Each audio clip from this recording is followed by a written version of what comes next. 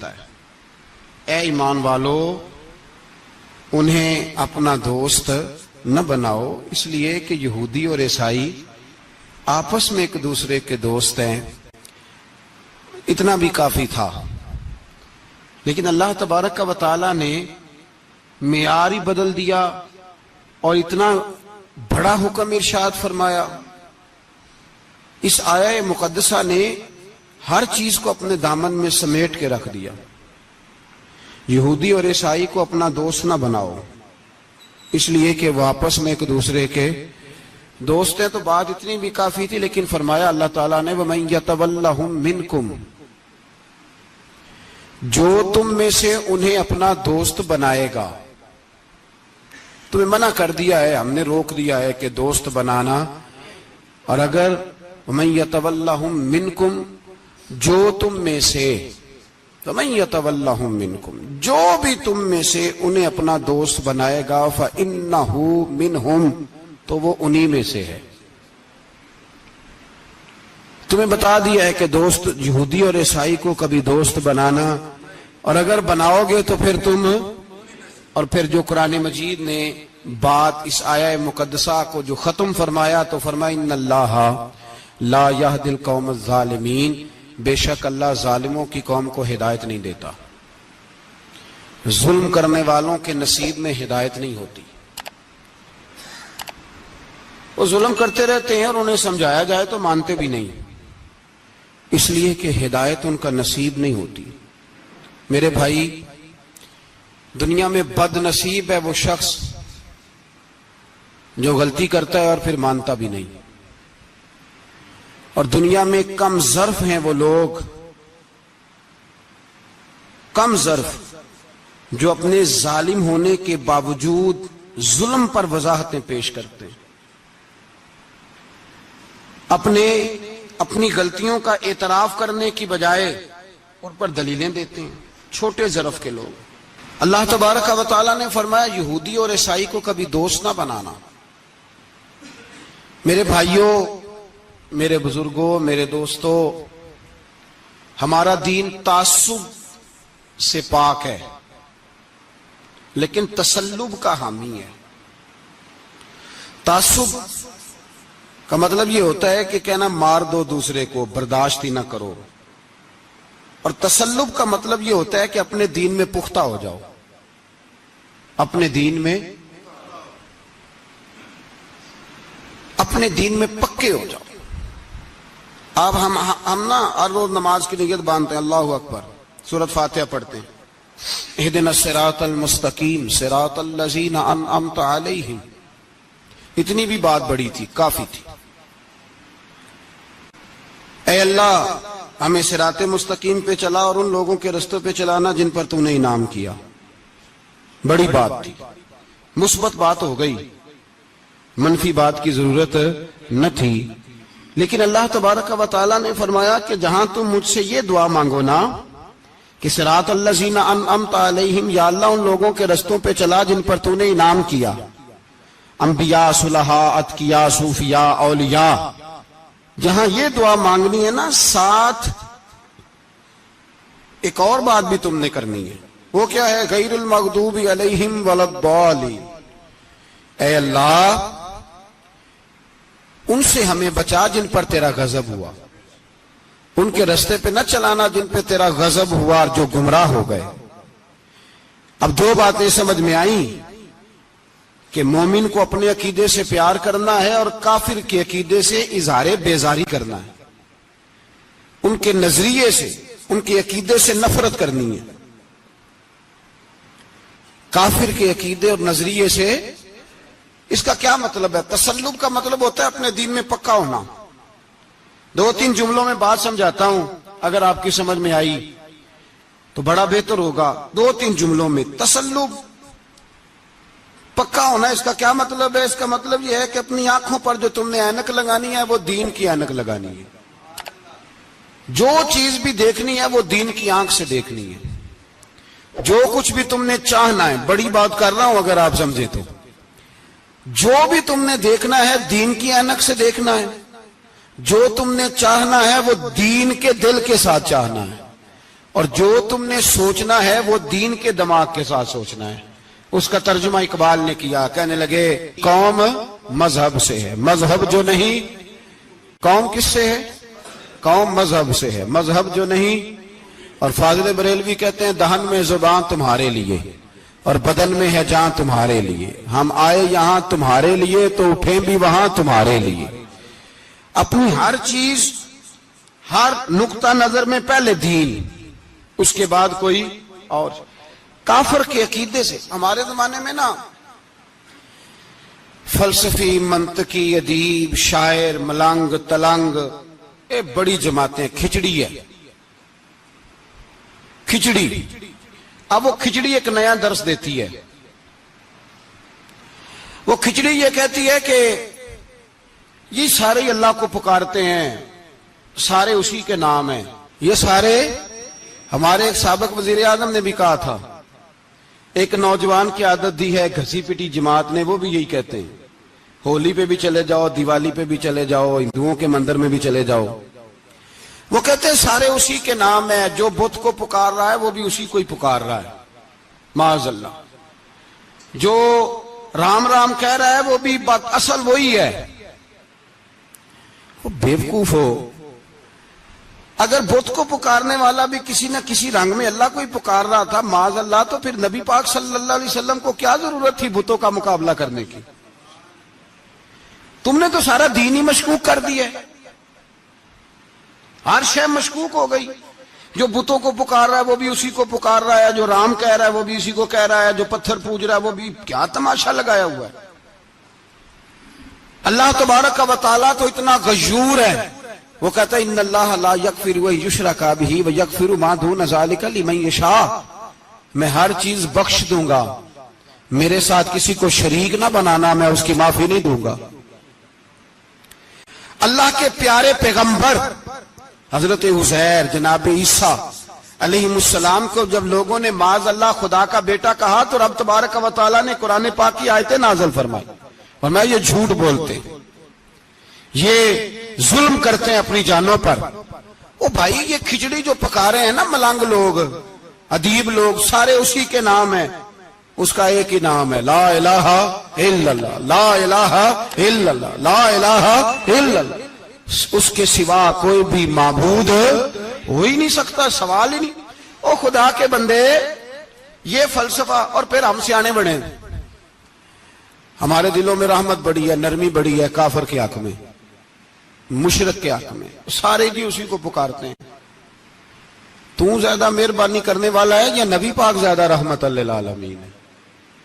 حضور نے تو فرمایا بت کے پجاری سے جہاد ہوگا تلوار کے ساتھ, پنڈت اور جوگی کاٹے جائیں گے تلوار کے ساتھ.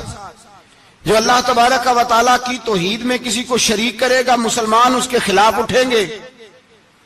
تو کہہ رہا سارے یہ ایک ہیں. تسلب نہیں, دین کی پختگی نہیں. ہمارے ہاں لوگ مسئلہ پوچھتے ہیں, پاکستان میں جو عیسائی رہتے ہیں نا وہ غریب ہیں, پاکستان میں جو عیسائی رہتے ہیں نا وہ, اور جو امریکہ میں رہتے ہیں. پاکستان کے اندر جو لوگ ہیں نا وہ مسئلہ پوچھتے ہیں, کہتے ہیں جی عیسائیوں کے ساتھ کھانا پینا جائز ہے. میں نے کہا امریکہ میں جب رہتے ہو تب کیوں نہیں پوچھتے؟ یہاں تم مسئلہ پوچھتے ہو, پوچھتے ہیں نا لوگ عیسائیوں کے ساتھ کھانا پینا جائز ہے کہ نہ جائز, اور وہاں جب تمہیں ضرورت ہوتی ہے پاسپورٹ کی تو عیسائی بی بی سے نکاح کر لیتے ہو. اور پوچھو نا اپنے ملک کے سیاستدانوں سے, پوچھو ان سے کہ تمہارے بچے جو جا کے وہاں روٹیاں کھاتے ہیں تو کون سے ہوٹل ہیں جہاں بالکل جائز تمہارے لیے علیحدہ سے پکتا ہے؟ وہ جو تم نے وہاں رشتہ داریاں کی ہوئی ہیں, تمہارے بچے وہاں رہ رہے ہیں تو وہاں مسئلے نہیں یاد. اگر ایک غریب نالی صاف کرنے والا عیسائی آئے تو اس کے بارے میں فتویٰ ہے کہ اس کے ساتھ روٹی نہیں کھانی, اور ٹرمپ آ جائے تو پھر کوئی مولوی مسئلہ نہیں پوچھتا کہ اس کے ساتھ کھانا جائز ہے کہ ناجائز ہے. ہمارا وہ جو کفر کے معاملے میں اظہار بیزاری تھا, نفرت, کافر کے عقیدے سے, ہم کبھی نہیں کہتے کہ عیسائیوں کے مندروں کو آگ لگا دو. کبھی جلوس لے کے گئے ہیں کہ مندر گرانا ہے؟ بولے, ان کا گرجا کبھی گرایا ہے؟ ہندو کا مندر, مرزئی کی عبادت گاہ اقلیت قرار دے دیا، ٹھیک ہے، جہاں عیسائی علیحدہ سے اپنا کام کر رہے ہیں تم بھی کرو، لیکن ہم ان کے عقیدے کے کبھی بھی حامی نہیں ہو سکتے۔ اگر کہیں کہ عیسائی بھی صحیح کہہ رہا ہے، حضرت مریم کو اللہ کی بیوی کہہ رہا ہے، جناب عیسیٰ کو اللہ کا بیٹا کہہ رہا ہے، اور تو کوئی سارے اسی کے نام ہیں، تو یہ بات تیری درست، اس لیے کہ ہم تو روز کہتے ہیں قل هو اللہ احد اللہ الصمد لم یلد ولم یولد، نہ کسی کا باپ ہے نہ کسی کا بیٹا ہے، ولم یکن لہ کفوا احد، اس کا تو کوئی ہمساری نہیں، اس جیسا دوسرا کوئی ہے ہی نہیں۔ تو بھائی جس عقیدے کا تو اعلان کر رہا ہے، جو آدمی تیرے عقیدے کے خلاف چل رہا ہے، اس کو تو نے صحیح کیسے کہہ دیا؟ یہ کیسے ہو گیا؟ تو میرے بھائی اسلام یہ کہتا ہے کہ اساس، بنیاد، نظریہ، تو اپنے نظریے پہ ناز کرے گا، دوسرے کے نظریے سے اظہار بیزاری کرے گا۔ اور بھائی جاگو اور بس کر دو، جاگ جاؤ۔ اساس، بنیاد، نظریہ اصل ہے، اور اصل پر سمجھوتا ہو سکتا؟ ہو ہی نہیں سکتا۔ بخاری شریف میں ایک حدیث ہے، بات مضبوط کرنے کے لیے عرض کرتا ہوں۔ حضرت یحییٰ ایک تابعی بزرگ ہیں، وہ کہتے ہیں حضرت عبداللہ ابن عمر رضی اللہ تعالیٰ عنہ میرے پاس آئے تو میں نے ان سے کہا حضور ہمارے محلے میں ایک جماعت رہتی ہے مسلمانوں کی، وہ نمازیں بھی پڑھتے ہیں، روزے بھی رکھتے ہیں، زکوٰۃ بھی دیتے ہیں، حج بھی کرتے ہیں، بس تقدیر کو نہیں مانتے، صرف ایک چیز کے انکاری ہیں، تقدیر کے۔ تو کیا حکم ہے؟ تو آپ فرمانے لگے ان سے کہہ دو کہ ہمارا تمہارا کوئی تعلق نہیں، ان سے کہہ دو ہمارا تمہارا کوئی رشتہ نہیں، ہمارا تمہارا کوئی کسی قسم کا رابطہ۔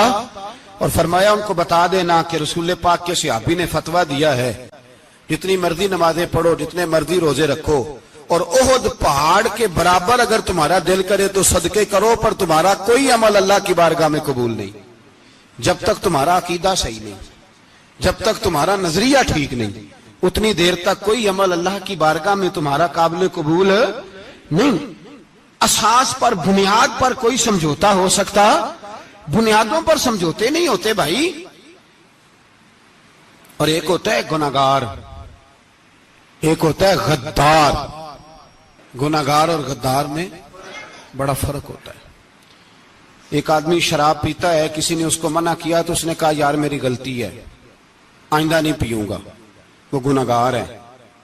ایک نے کہا نہیں پینی چاہیے، وہ کافر ہے۔ ایک نماز نہیں پڑھتا، اس کو کہا پڑھ، بہانے لگاتا ہے، کپڑے نہیں صحیح، رمضان سے شروع کروں گا، کوشش ہے بس، وہ گناہگار ہے۔ ایک کہتا ہے نماز پڑھنی نہیں چاہیے، وہ کافر ہے۔ ایک کے جیب میں پیسے تھے، حج کرنے نہیں گیا، بہت بڑا گناہ کیا۔ ایک کہتا ہے حج کرنا ہی نہیں چاہیے، وہ کافر ہو گیا۔ او بھائی گناہگار اور ہوتا ہے، غدار، دونوں میں فرق ہے۔ اب تو غداریاں ہو رہی ہیں، سرے عام حملے ہو رہے ہیں، حکومتوں پر پریشر ہے۔ یورپ ایک منٹ سے پہلے مرزئی کو ویزا دیتا ہے، قادیانی کو ویزا دیتا ہے۔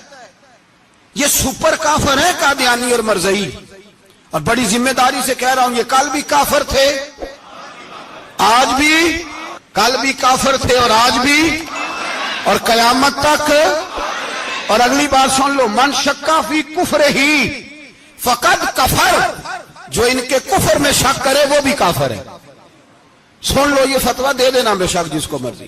من شکا فی کفر ہی فقد کفر، جس بندے نے مرزئی کے، قادیانی کے کافر ہونے میں شک کیا وہ بندہ بھی پکا کافر ہے، پیٹا کافر ہے، جس نے ان کے کافر ہونے میں۔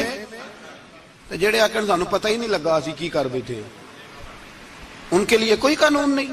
وہ جس نے کہا ہے نا مرزئی اس کا قانون بدلنا ہے، اس کو ایک پرچی تیری میری بھی شامل ہے۔ ایسے نہ کہنا کہ وہ بڑے بے ایمان نکلے، کافر نکلے، تو نے بھی ٹھپا لگایا ہے، تو ساتھ ہے، تو شامل ہے۔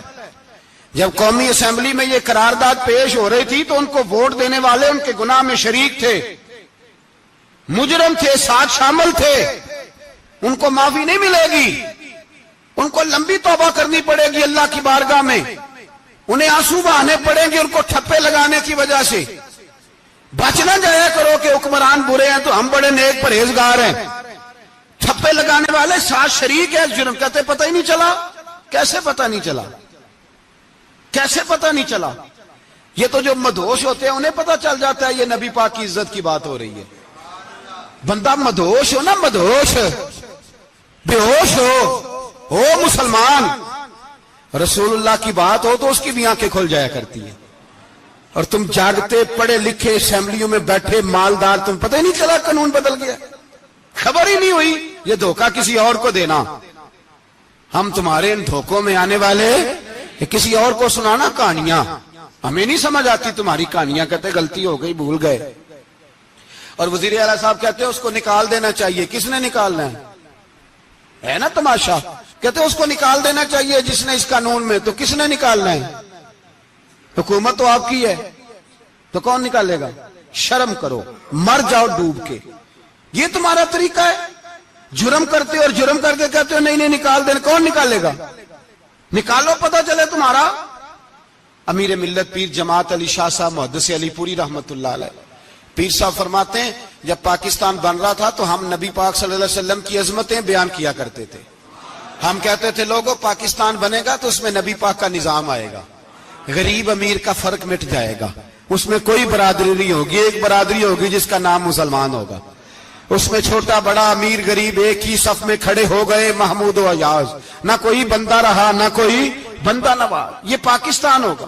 اور کہتے ہیں ہندو پنڈت تقریریں کرتے تھے او وہاں نبی پاک کا نظام نافذ ہوگا، معاذ اللہ ہاتھ کٹیں گے، گردنیں کٹیں گی، بڑا وہ معاذ اللہ مخالفت کرتے تھے.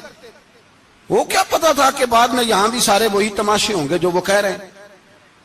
تو پیر صاحب کہتے ہیں کہ جگہ ہندوؤں کا جلسہ تھا، ہندوؤں کا پنڈت تقریر کر رہا تھا، وہاں سارے ہندو بیٹھے تھے. تو اس پنڈت نے نا تقریر کرتے کرتے نبی پاک کی شان میں کوئی بے ادبی کر دی معاذ اللہ. چونکہ سارے ہندو تھے، کوئی مسلمان نہیں تھا. ایک ملنگ بیٹھا تھا دور، اس نے دوری ڈنڈا پکڑا ہوا تھا اور کوئی اپنی موج کا کام کر رہا تھا. آپ کو پتا ہے ان کے پاس جو ڈنڈا ہوتا ہے بڑا رنگین ہوتا ہے، کوئی اسپیشل بنایا ہوتا ہے انہوں نے. تو بیٹھا تھا ملنگ. میں نے کہا بے ہوش بھی ہو نا، جو بے ہوش ہو مسلمان، رسول اللہ کا نام آئے تو اس کی بھی آنکھیں کھول جایا کرتی ہے. تیری بند کی باندھی رہ گئی ہے، کیسے ہو گیا؟ ہاتھ میں ڈنڈا تھا اور وہ اپنے کام لگا ہوا تھا. جب اس کے کانوں میں سپیکر کی آواز آئی نا کہ نبی پاک کے بارے میں بات کی ہے تو ڈنڈا اٹھایا، پیچھے سے اسٹیج پہ چڑھ گیا. اور ہندوؤں نے سمجھا ملنگ آدمی ہے، اس نے کیا کرنا ہے. آیا پنڈت کے پاس اور وہ کہتا ہے میں نے 3 ڈنڈے اتنی زور سے مارے کہ چوتھے کی ضرورت ہی نہ پڑی. اتنی زور سے 3 ڈنڈے سر پہ مارے کہ چوتھے کی ضرورت ہے اس کی پھر آواز ہی نکلی. مر گیا وہ. مجھے پکڑا جیل میں پھینک دیا. امیر ملت پیر جماعت علی شاہ صاحب کہتے ہیں میں امرتسر کی جیل میں ملنے گیا اور میں نے اس کے سامنے کھڑے ہو کے کہا، میں نے کہا بے لیا، نہ تو نماز پڑھے، نہ تو روزہ رکھے، نہ تو مسجد آئے، نہ تو کوئی اور کام کرے، اور اتنا بڑا تو نے کام کیا، گستاخ مار دیا. تو پیر صاحب کہتے ہیں وہ ملنگ اپنے پیروں پہ اٹھ کے کھڑا ہو گیا اور اس کی آنکھوں میں آنسو تھے اور میری طرف دیکھ کے کہنے لگا پیر جی میں نے لمیاں گلاں تے نہیں آندیاں، میں ان پڑھا چوکھا تے نے مینوں پتا گناہگار ہاں، بڑا گناہگار ہاں، بڑا گناہگار ہاں، بڑا گناہگار، بڑا گناہگار ہاں، پر قسم اللہ دی عزت دی میں گناہگار ہاں پر اپنے نبی دا غدار نہیں، گناہگار ہاں پر رسول اللہ دا غدار کوئی بات نہیں. اگر کوتاہیاں کرتا ہوں تب یہ تو نہیں نہ ہو سکتا کہ اونچی اور سچی سرکار کی کو میرے سامنے بے ادبی کر کے چلا جائے. یہ تینوں پتہ ہی نہیں لگا، تو کہتا خبر ہی نہیں ہوئی، کب ہو گیا پتہ ہی نہیں تھا. وضاحتیں دیتا پھرتا ہے. اور کچھ مولوی ملا جو دھبا ہے دین کے نام پہ وہ وضاحتیں دیتے پھرتے ہیں، کہتے ہیں مناظرے کر لو، شرم کرو.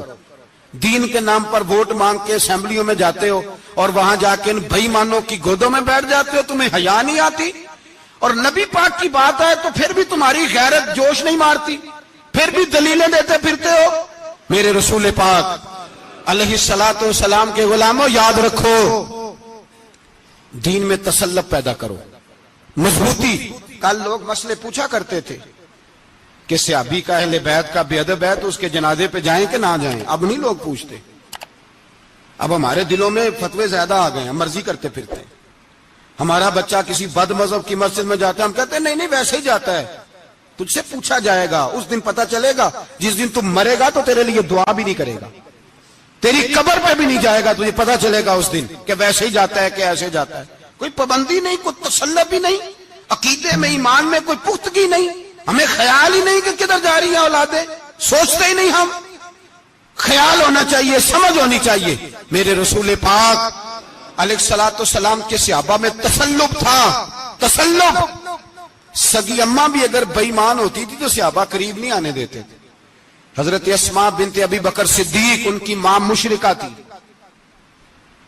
جناب صدیق اکبر کی ایک زوجہ حضرت ابو بکر نے طلاق دے دی. کچھ عرصے کے بعد وہ اپنی بیٹی کو ملنے آئی، ماں بیٹی سے ملنے آئی تو حضرت اسماء بنت ابو بکر کو پیغام بھیجا، کہا بیٹے میں تجھے ملنا چاہتی ہوں. تو کہا اماں ذرا ٹھہر جا، پہلے میں اپنے نبی سے پوچھ لوں. پہلے اپنے ماں بعد میں ہے، نبی پہلے ہے. پہلے حضرت اسماء حضور کی بارگاہ میں گئی، یا رسول اللہ میری اماں ملنا چاہتی ہے اور مشرکہ ہے، حکم کیا ہے؟ فرمایا تو ماں کی حیثیت سے مل سکتی ہے. انہوں نے تو سگے ماں باپ سے ناطے توڑ لیے، سگے رشتہ داروں سے، اور تو ان سے دوستیاں ختم نہیں کر سکتا، تیرا تعلق بھی نہیں. نہیں، سارے اسی کو پکارتے ہیں، سارے ایک ہی ہیں. یہ تماشے کسی اور کو دکھانا، یہاں رسول اللہ کے غلام بستے ہیں. ہمارا عقیدہ بڑا پختہ ہے، بڑا پختہ، بڑے پختہ نظریات کے لوگ اللہ نے اس دھرتی کو عطا فرمائے. اس زمین نے بڑے کامل مومن پیدا کیے. بھائی یاد رکھو، رسول پاک علیہ الصلوۃ والسلام کے غلاموں میں اپنے دین کے لیے تسلط تھا، پختگی تھی، کفر سے بیزار رہتے تھے. اگر سب کو ایک میں ایک ہی کرنا تھا تو پھر اتنی لمبی چوڑی جدوجہد، امیر حمزہ کا کلیجہ نکل گیا، کان کٹ گئے، سب کچھ ہو گیا، اور آج تم ان شہیدوں کی لاشوں پہ کھڑے ہو کے کہتے ہو کہ یہ تو ایسے ہی کٹ گئے.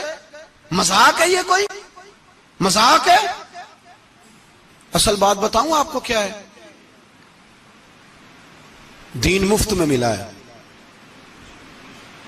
اور جو شے مفت مل جاتی ہے اس کی قدر نہیں ہوتی. قدر دین نبی دا ایک ہی جانن دنیا دار کمینے، دین نبی دا جانن والے سونگے وچ مدینے. تجھے کیا پتا، تجھے کیا خبر اس دین کی؟ تجھے خبر ہی نہیں میرے رسول پاک کا پسینہ کتنا بہا ہے. کبھی تیرا پھیرا لگے تو احد کے پہاڑ سے جا کے پوچھنا نبی پاک کا خون کتنا بہا ہے. کبھی ٹائم ملے نا، ملک شام جا اور حضرت بلال کی قبر پہ کھڑے ہو کے پوچھ دین کتنا قیمتی ہے. اور پھر اس سے زیادہ بات پوچھنی ہو نا کبھی تو مدائن جا، حضرت سلمان فارسی کے مزار کے پاس ان سے پوچھ دین کی قیمت کتنی ہے. وہ تجھے بتائیں گے کہ کئی 100 سال لگ گئے نبی پاک کے قدموں میں پہنچنے تک.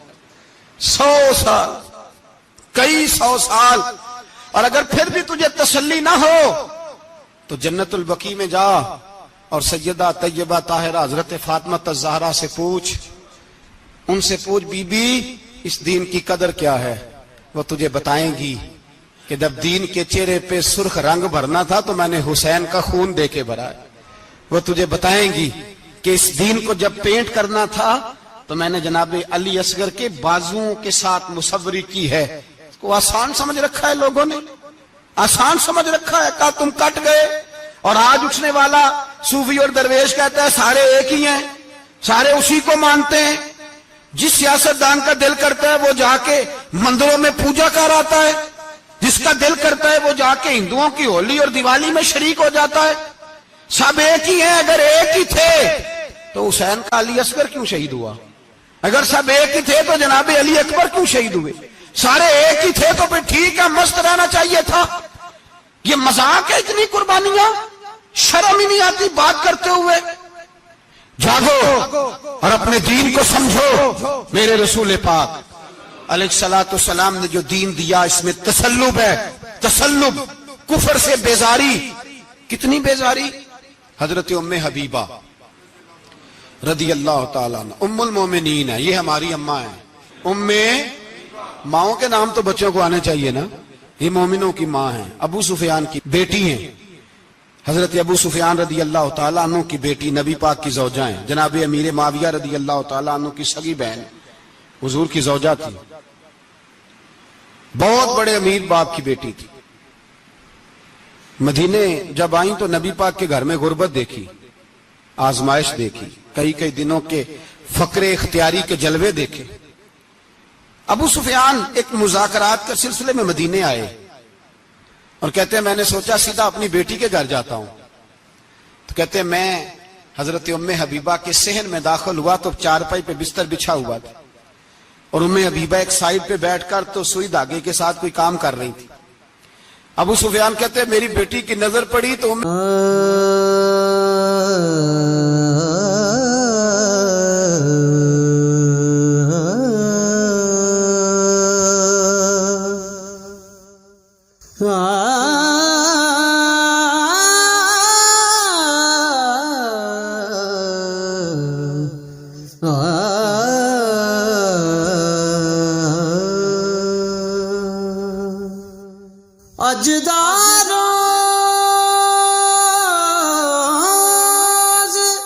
حبیبہ جلدی سے اٹھی، اٹھ کے بستر جو چارپائی پہ بچھا ہوا تھا وہ بستر اٹھایا، لپیٹا، اندر لے گئی۔ بعد میں باہر آئی تو میں نے بیٹی کے سر پہ ہاتھ رکھا، میں نے کہا بیٹی میں سمجھ گیا ہوں، بستر پہ میری نظر پڑی ہے، لگتا ہے کئی سال پرانا ہے، پیوند بھی لگے ہوئے ہیں، تو اس لیے اندر رکھا ہی ہے کہ پرانے بستر پہ باپ کو بٹھاؤں گی، اس لیے رکھا ہی ہے۔ تو بیٹی امیر گھر سے آئے تو غریب گھر میں اس کی شکایتیں ختم نہیں ہوتی، پر دین کے ساتھ تسلب ام المومنین کا، پختگی اور کفر سے بیزاری، کہنے لگی ابا جی ابھی آپ کافر ہیں نا، تو آپ کی سوچ ابھی بدلی نہیں، میں اس لیے نہیں بستر اندر رکھ کے آئی کہ آپ کے قابل نہیں تھا، میں تو اس لیے رکھا ہوں کہ وہ میرے نبی کا پاک بستر ہے اور آپ ناپاک ہیں، وہ پاک بستر ہے۔ انما المشرکون نجس، مشرک ناپاک ہوتا ہے، باپ ہونا علیحدہ بات ہے، لیکن میرے دل میں باپ کی قدر بعد میں ہے میرے دل میں، اور رسول اللہ کے بستر کی قدر پہلے ہے، رسول اللہ کی نہیں، رسول اللہ کے بستر کی قدر ہے کہ باپ بیٹھ نہ جائے۔ اتنی نفرت مشرک سے، اتنا اظہار، وہ باپ بھی ہو تو اتنی نفرت، لوگوں نے پیچے ڈالے ہوئے ہیں پیار کے، محبت کی پینگیں چڑھا رہے ہیں، اور سارے یہ کہیں گے سب صحیح ہے، اور ہمارے دلوں میں نرمی، ہمارا اپنا جوان باہر جاتا ہے، وہ یہ نہیں دیکھتا کہ میں جس سے شادی کرنے لگا ہوں نیشنلٹی زیادہ ضروری ہے کہ ایمان، پیسے زیادہ ضروری کہ ایمان، دین زیادہ ضروری کہ دولت۔ عجیب تماشا ہے، بیچتے پھرتے ہیں، فار سیل کر دیا مذہب کو، تسلب ہی نہیں، وہ خیال ہی نہیں، توجہ ہی نہیں ہماری۔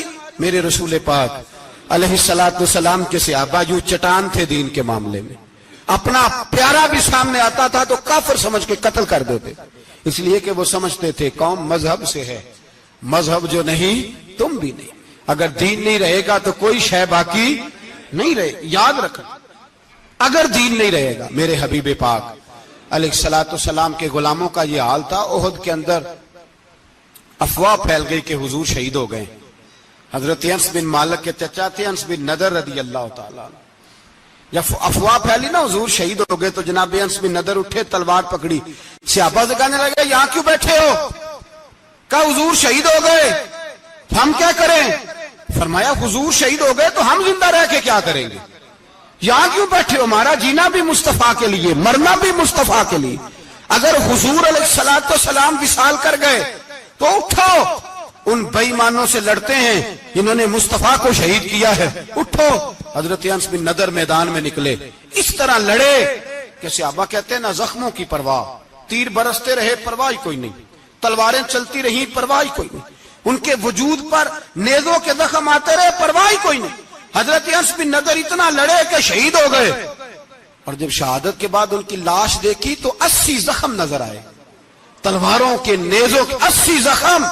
حضور کے لیے ان لوگوں نے جانیں دے دی، پرواہ نہیں کی۔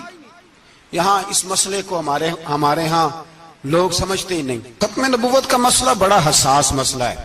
ما کان محمد ابا احد من رجالکم ولکن رسول اللہ وخاتم النبیین۔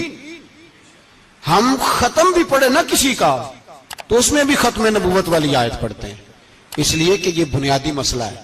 ہم لوگوں کو بتاتے ہیں کہ جو مرنے والا گیا ہے نا دنیا سے، وہ نبی پاک کی ختم نبوت کا اعلان کرتا ہوا گیا ہے۔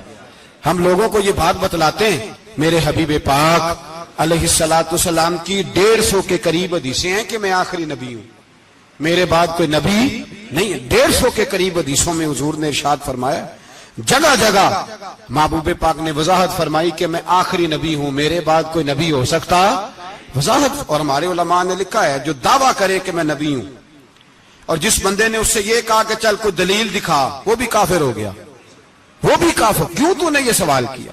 یہ حساس نوعیت کا مسئلہ ہے۔ میرے رسول پاک علیہ السلام کے غلاموں نے ایک پیغام دیا ہے ہمیں، اس پیغام کو یاد رکھنا۔ حضرت سعد بن ربیع رضی اللہ تعالیٰ عنہ کو احد کے میدان میں اتنے زخم لگے کہ اٹھا نہیں جاتا تھا۔ نبی پاک صلی اللہ علیہ وسلم نے فرمایا جاؤ کو میرے سعد بن ربیع کا پتہ کرو وہ کہاں ہے۔ صحابہ آئے تو فرماتے ہیں جب ہم ان کے پاس پہنچے تو ان کی روح پرواز کر رہی تھی، آخری لفظ انہوں نے ادا کیے، کہنے لگے ادھر آؤ صحابہ، ادھر آؤ، میری وصیت سن لو۔ ہم قریب گئے، ہم نے کہا شاید بچوں کے بارے میں، اولاد کے بارے میں، گھر کے بارے میں کوئی وصیت کریں گے۔ تو حضرت سعد بن ربیع نے وصیت فرمائی، کہنے لگے جا کے نبی پاک کے غلاموں کو میرا پیغام دے دینا، جا کے امت مسلمہ کو میرا پیغام دے دینا کہ مسلمانوں اگر تم میں سے ایک بھی زندہ ہوا اور نبی پاک کی ناموس پر کوئی حرف آیا تو پھر اللہ کی بارگاہ میں تمہارا کوئی عذر قبول نہیں کیا جائے گا۔ یہ میدان احد میں سر سے لے کر پاؤں تک زخم لگے ہوئے ایک صحابی کا پیغام ہے امت مسلمہ کے نام۔ حضرت سعد بن ربیع رضی اللہ تعالیٰ عنہ فرمانے لگے میں مرتے وقت مسلمانوں کو پیغام دے کے جا رہا ہوں کہ اگر حضور کی عزت پر، ناموس پر، نبی پاک صلی اللہ علیہ وسلم کی ذات پر ذرا سا بھی حرف آیا اور مسلمان زندہ ہوئے، اور پھر اگر وہ سمجھیں کہ ہمیں اللہ کی بارگاہ سے معافی مل جائے گی، تو یاد رکھنا رب ہر بات معاف کرے گا، اس بات میں تمہیں اللہ معافی، اس میں تمہیں یہ پیغام دیا سعد بن ربیع نے، اور امت کو سمجھایا کہ ہر بات میں کمپرومائز کر لینا، رسول اللہ کی ذات کے بارے میں کمپرومائز نہ کرنا۔ جب سے مرزائیوں کو ان سپر کافروں کو اقلیت قرار دیا گیا ہے، اس کے بعد کسی مرزائی کی عبادت گاہ جلائی ہے مسلمانوں نے؟ بولے کبھی کسی مرزائی کے ساتھ مسلمانوں نے کوئی ظلم کیا ہے بعد میں؟ ٹھیک ہے اپنی عبادت کر رہے ہیں جس طرح بھی کر رہے ہیں، باقی اقلیتیں بھی رہیں۔ کبھی دوبارہ علماء نے یہ تحریک چلائی ہے کہ انہیں پاکستان سے نکالو، یہ کیوں بستے ہیں یہاں؟ اقلیت ہے تو رہنے دو۔ جو بے ایمان ہے، کافر ہے، اسے گھسیٹ کے دین میں کیوں لاتے ہو جب وہ آنا نہیں چاہ رہا؟ انہوں نے اس کانے بے ایمان کو نبی مانا ہوا ہے، وہ اس کو پیغمبر مانتے ہیں، کبھی ذلی نبی مانتے ہیں، کبھی بروزی نبی مانتے ہیں، پوری دنیا میں نیٹ ورک بنایا ہوا ہے، ہر جگہ ڈنڈورا پیٹتے پھرتے ہیں۔ وہ کہتے ہیں خاتم النبیین کا معنی یہ ہے کہ نبی پاک تو مہرے لگانے آئے ہیں، بڑے نبی آ سکتے ہیں۔ ان کا عقیدہ یہ ہے کہ مرزا مستقل نبی نہیں تھا، وہ حضور کا سایہ بن کے آیا تھا۔ وہ معاذ اللہ جس نبی کا اللہ پاک نے ظاہری حیات میں سایہ نہیں بنایا، یہ کانا سایہ بنے گا نبی پاک کا؟ اس بے ایمان کو وہ اپنا پیشوا مانتے ہیں۔ چلو چھوڑو، جو کافر کو اپنا پیشوا مانے وہ بندہ صحیح ہوتا ہے، چلو نبی نہ بھی مانے، پیشوا مانے، وہ صحیح ہوتا ہے۔ اتنے پکے بے ایمانوں اور کافروں کو تم لوگوں نے گنجائش دینے کے لیے صرف مغربی یہ جو بنانا چاہتے ہیں نا، یہ اپنے اوپر سے لیبل اتارنا چاہتے ہیں کہ نہیں جی نہیں، ہم تو سب کو لے کے، وہ تو کئی دفعہ کہہ چکے ہیں جی سارے اسی کو پکارتے ہیں۔ نہ، سارے اسی کو نہیں پکارتے، اس کو اگر صحیح پکارتے ہیں تو مسلمان پکارتے ہیں، باقی اس کو صحیح پکارتے کہ جھوٹ بولتے ہیں، ملاوٹ کرتے ہیں، شرک کرتے ہیں، کفر کرتے ہیں، اور اللہ کی بارگاہ میں کفر و شرک کی کوئی معافی۔ یہ دنیا کو بتانا چاہتے ہیں نہیں جی نہیں، ہم بڑے نرم ہیں، ہم بڑے ایسے ہیں۔ ہم کوئی نرم نہیں، کوئی نرم نہیں، ہم نرم ہیں رحماء بینہم۔ لیکن اگر عقیدوں کو چھیڑو گے، رسول اللہ کی عزت اور ناموس اور ختم نبوت کو چھیڑو گے، تو اقبال کہتے ہیں ہم بڑے نرم ہیں، اتنے نرم ہیں جیسے ریشم ہوتا ہے، وہ ہلکا ہے، یاراں تو بریشم کی طرح نرم، اور رزم حق و باطل ہو تو فولاد ہے مومن۔ پھر ہم نرم نہیں، پھر ہمارے اندر بڑی سختی ہے، بڑی سختی۔ حضرت ابوبکر صدیق سب سے زیادہ نرم تھے، پر ختم نبوت کا معاملہ آیا تو سب سے زیادہ سخت حضرت ابوبکر صدیق ثابت ہوئے، سب سے زیادہ۔ ہم بڑے سخت ہیں، بڑے سخت۔ چیک نہ کیا کرو مسلمانوں کے ایمان کو، ٹٹولا نہ کرو. میری آپ سے بھی اپیل ہے کہ ایسے ہی کو بندہ اگر آپ کے گھر آ جائے نا اور آ کے کہے میں فلاں صاحب ہوں، تو روب میں نہ آیا کرو. اس سے پہلے پوچھا کرو یوں تو سید بھی ہو، مرزا بھی ہو، افغان بھی ہو، تم سبھی کچھ ہو، بتاؤ کہ مسلمان بھی ہو. بس کر دیں، اب بس کر دیں. ان لوگوں کے ہاتھ مضبوط کر دیں جو ہاتھ بڑھاتے ہیں تو نبی پاک کی ختم نبوت پہ ہی ڈال لیتے. ان کے ہاتھ مضبوط کرنے بند کرو، بند کرو ان ظالموں کے ہاتھ مضبوط کرنے. حضور آخری نبی ہیں. بولیے نبی پاک، سارے بولیے حضور. حضور کے بعد جو کسی اور کو نبی مانے وہ کل بھی کافر تھا، آج بھی، قیامت تک وہ. جو اس کے کفر میں شک کرے وہ بھی، جو مرزائی قادیانی کے کفر میں شک کرے وہ بھی کافر ہے. مر جائے تو مسلمانوں کے اس قبرستان میں اس کا دفن ہونا جائز ہے، مسلمان کا اس کے لیے تعزیت کرنا جائز ہے، مسلمان کا اس کے دل اس کے حق میں نرمی پیدا کرنا جائز ہے. نہیں، مسلمان کا اس شخص کے بارے میں کسی قسم کی گنجائش دینا جائز ہے. کل بھی کافر تھے، آج بھی کافر ہیں، قیامت تک کافر رہیں گے.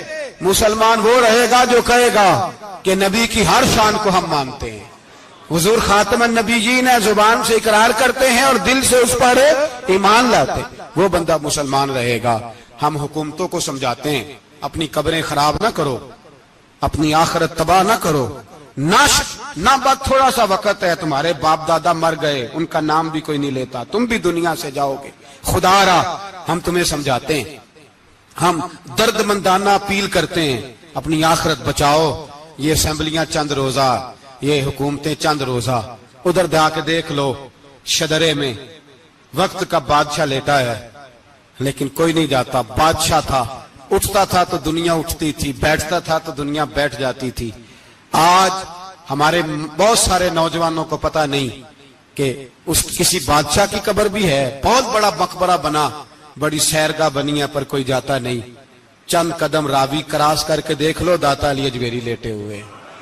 ایک دن کے لیے بھی چھوٹی سی اسمبلی کے ممبر بھی نہیں بنے. میراں نہ امیراں دے دیوے بلدے نہیں صدا فقیراں دے. نہ وہ والی حکومت کرو جس کے بعد تمہاری فاتحہ بھی کوئی نہ پڑے. اور جا کے دیکھ لے داتا صاحب کی قبر کے چاروں جانب پھٹیاں لگی ہوئی ہیں. سارا دن ساری رات اللہ کا قرآن پڑھا جاتا ہے، دن رات وہاں درود پڑھے جاتے ہیں، ان کو اصالہ ثواب کیا جاتا ہے. یہ والی زندگی جی، واپس آ جا، نہ اپنی آخرت خراب کر. بچ جا، وقت کی حکمران لوٹ آ، رسول اللہ کے قدموں میں بیٹھو، اعلان کرو، بغاوت کرو نبی پاک کے دشمنوں کے خلاف، اور حضور کے سچے غلام بن کے جیو. اگر سچے غلام بنو گے تو حضرت عمر بن عبدالعزیز کی طرح تمہارے تذکرے ممبروں پہ رہیں گے. اور اگر غداری کرو گے، غداری، تو یزید کی طرح تمہاری اپنی اولادیں بھی تمہارا نام نہیں لیں گی، اپنی اولادیں بھی تمہارے تذکرے چھوڑ جائیں گی. یاد رکھنا اللہ کی لاٹھی بڑی بے آواز ہے.